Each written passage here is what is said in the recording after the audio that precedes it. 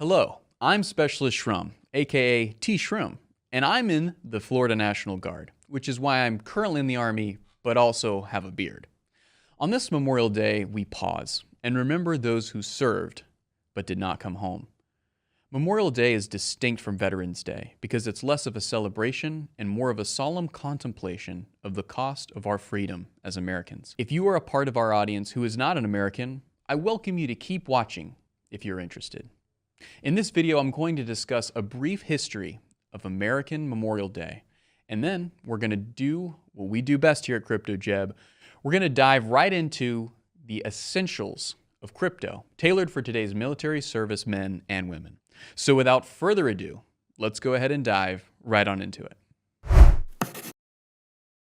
Originally called Decoration Day, from the early tradition of decorating graves with flowers, wreaths, and flags, Memorial Day is a day of remembrance of those who have died in service to our country. It was first widely observed in May 30th, 1868, to commemorate the sacrifices of Civil War soldiers by proclamation of General John A. Logan of the Grand Army of the Republic, an organization of former Union sailors and soldiers. During the first national commemoration, former Union General and sitting Ohio Congressman James Garfield made a speech at Arlington National Cemetery, after which 5,000 participants helped to decorate the graves of the more than 20,000 Union and Confederate soldiers who were buried there. This national event galvanized efforts to honor and remember fallen soldiers that began with local observances at burial grounds in several towns throughout the United States following the end of the Civil War, such as the May 1st, 1865 gathering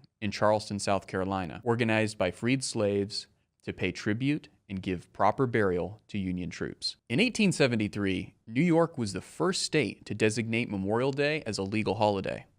By the late 1800s, many more cities and communities observed Memorial Day, and several states had declared it a legal holiday. After World War I, it became an occasion for honoring those who had died in all of America's wars, and was then more widely established as a national holiday throughout the United States. Fast forward to 2022, and Memorial Day is still an important reminder for Americans to pause and take stock of what it has costed our country to preserve our freedoms. Thank you for listening to this brief history. Now, let's transition. If you are currently in the U.S. military, I have created an essentials guide for getting started with crypto that is made especially for you. Note that nothing we discuss on this channel is financial advice. The two investment concepts I want to cover with you for this video are dollar cost averaging and resistance and support levels. These two concepts alone will unlock your potential in crypto and will hopefully motivate you to learn much more about how you can pursue financial sovereignty through crypto. But before we get to those concepts, let's talk about what crypto even is. Everyone will explain crypto a little differently, but this is how I explain it to people when they ask. Basically, there are two types of people in this world. There are those who are going to be able to understand the inner workings of what crypto really is, and then there's everyone else. Unless you have a background in something like computer programming or internet security, you will have to dedicate thousands and thousands of hours to understanding what crypto really is. I sure have a lot more to learn. Luckily, there are people way smarter than me who understand the code and what gives crypto the artificial scarcity that makes it valuable and reliably secure. For the rest of us, crypto can simply be understood in the way that it affects us at a human level. Let's take Bitcoin, for example. Bitcoin was the very first cryptocurrency. Created in 2009, Bitcoin is an exchangeable store of value that the supply of which cannot be altered. This is the most important part of Bitcoin. It may not seem like a big deal, but the ability for a central bank to add or remove units of currency from circulation fundamentally disadvantages the users of that currency. With Bitcoin, it's impossible for anyone or any government or any bank or any criminal group to alter the number of total Bitcoins in circulation. That's great. This certainty around the quantity of Bitcoin in circulation prevents inflation or deflation from taking place in markets that use Bitcoin as their means of exchange. In simple terms, Bitcoin is the next step in the evolution of global currency that allows economies to function more efficiently and individuals to have greater control over their wealth. If you want to learn more about what Bitcoin is, I highly encourage you to check out the video series that I wrote about it. You can find that series right here. So now that you know a little bit more about crypto, I'm going to show you the steps of getting invested. Step 1, set up a cryptocurrency exchange. Coinbase, Binance US, Crypto.com, and FTX are some popular ones that you can freely use in the United States. Buying and selling crypto is totally legal. It will not get you kicked out of the US military, and it won't get you an Article 15. However, if you set up a crypto wallet or a crypto exchange account in another country, then you are starting to take steps into a direction that the US government is not super thrilled about. It doesn't mean it's illegal, but soldiers have reported that having international bank accounts that are linked to crypto tends to complicate their security clearances. I will only bring this up because I know that there are many service members who have lived outside of the US, and creating a bank account abroad may seem like a natural thing to do. Step 2. Once you have set up an exchange account, then you will connect your bank account to the exchange so that you can transfer funds into that exchange.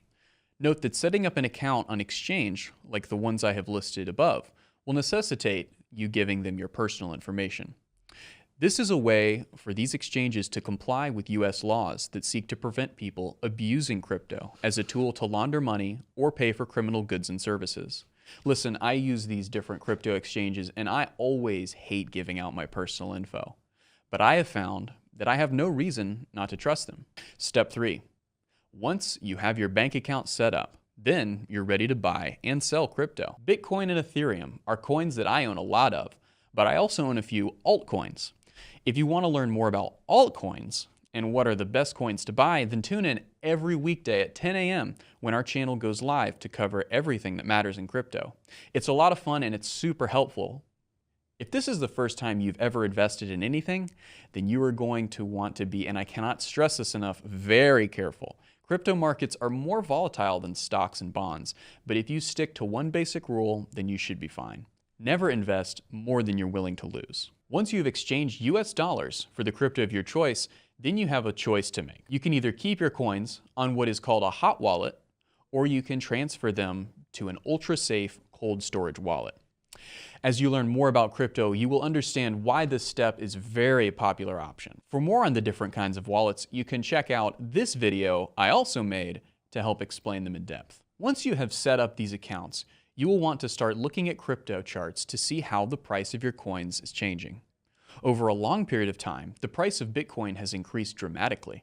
In a short period of time, your investments may decrease, and you may even become uncomfortable. Welcome to investing. The reward is well worth the wait. Now, I said I would share 2 investment concepts, so let's get into those now. The first concept is called dollar cost averaging. Let's say you buy a single coin that is priced at $10, and then it goes down to only being worth $5. Most noobs in the crypto world would sell their coin to salvage what was left. Instead, you should remember the old investing maxim, buy low, sell high. Instead of selling for a loss, a more experienced trader might buy $10 more worth of the same coin so that their average price of that coin was lower than before. That way, when the price inevitably comes back up, then they can sell for a profit even sooner. This is an investment strategy that is called dollar cost averaging, and most people call it DCAing. I apply this concept very consistently with Bitcoin. Every time I get a paycheck, I buy $100 worth of Bitcoin. Now, the amount may be different for everyone, but I am very aggressive with my approach to buying Bitcoin because I believe that it is the best investment I can ever make. And that's just my own opinion. Cool. So that's the first investment concept. Another one is support and resistance. These terms refer to lines that can be drawn on a chart that are the building blocks of what is called technical analysis. Technical analysis is what I use to try to predict which direction the price of an asset is more likely to move. Support and resistance are to crypto trading what azimuth and declination are to land nav. Before we went to basic training, we didn't know what those words meant, but once we learned them, we were literally able to find our way out of miles of woods with the understanding of what those terms meant. So here is my short explanation of what support and resistance lines are. A support line is a price level that can be a horizontal or a diagonal line that signals to investors that a price of an asset is less likely to go below that line. A resistance line is just the opposite. A resistant line signals to investors that the price of an asset is less likely to go above that line. At a very crude level, a support line is where you might buy a coin, And then the resistance is where you would attempt to sell it for profit. Cool. Now you have the keys to the kingdom of crypto trading and investing. If this short lesson has sparked your interest and excited you, then I am really, really happy for you. Trading and investing in crypto has changed my life and set me up to be financially sovereign. Welcome to the club.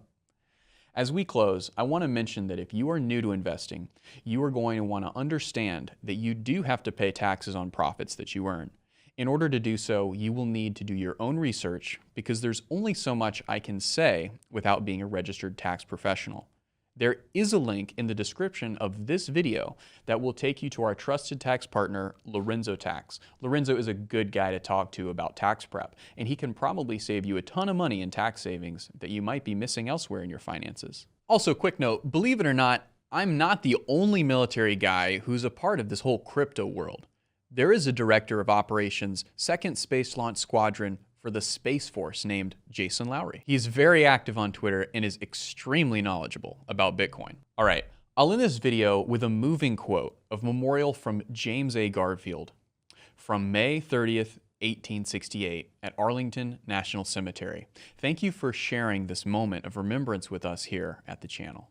We do not know one promise these men made, one pledge they gave, one word they spoke.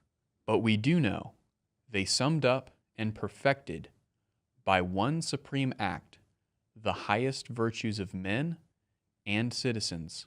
For love and country they accepted death, and thus resolved all doubts and made immortal their patriotism and their virtue.